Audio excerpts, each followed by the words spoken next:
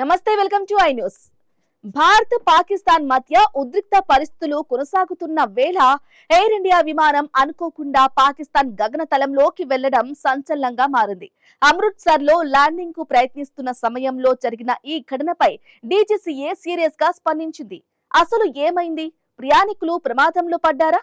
ఇప్పుడు వివరంగా తెలుసుకుందాం.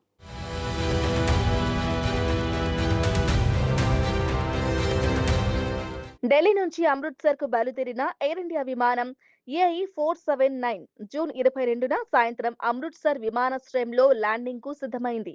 పైలట్లు రన్వేపై విమానాన్ని దించేందుకు ప్రయత్నిస్తూ ఉండగా చివరి క్షణంలో ల్యాండింగ్ ను రద్దు చేసి మళ్లీ గాల్లోకి ఎగరాల్సి వచ్చింది. విమానయాన రంగంలో దీనిని గో అరౌండ్ అని పిలుస్తారు.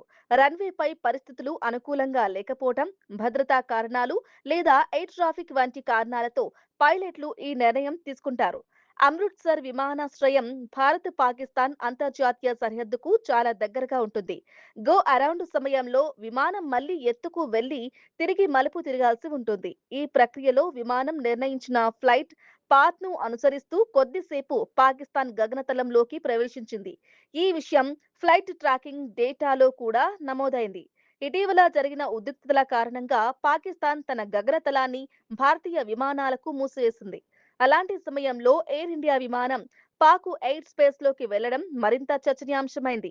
అయితే ఇది ఉద్దేశపూర్వకంగా జరిగినది కాదని, పూర్తిగా విమాన భద్రతకు సంబంధించిన సాధారణ గో అరౌండ్ ప్రక్రియలో భాగమేనని ఎయిర్ ఇండియా తెలిపింది.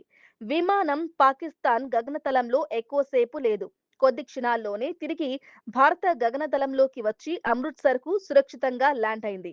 ఈ ఘటనలో ప్రయాణికులకు ఎలాంటి ప్రమాదం జరగలేదని, విమానం కూడా ఎలాంటి సాంకేతిక సమస్యను ఎదుర్కోలేదని స్పష్టం చేసింది. అయితే ప్రస్తుత పరిస్థితులను దృష్టిలో ఉంచుకొని ఈ ఘటనను directorate general of civil aviation తీవ్రంగా పరిగణించింది. గో అరౌండ్ ఎందుకు చేయాల్సి వచ్చింది?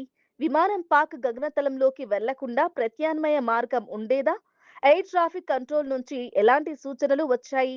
పైలట్లు నిబంధనల ప్రకారమే వ్యవహరించారా అనే అంశాలపై సమగ్ర విచారణకు ఆదేశించింది.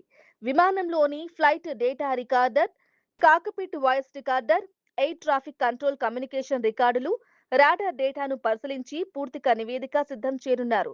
విచారణ అనంతరం అవసరమైతే భవిష్యత్తులో సరిహద్దు ప్రాంత విమానాశ్రయాల కోసం కొత్త భద్రతా మార్గదర్శకాలు జారీ చేసే అవకాశం కూడా ఉందని విమానయాన వర్గాలు భావిస్తున్నాయి.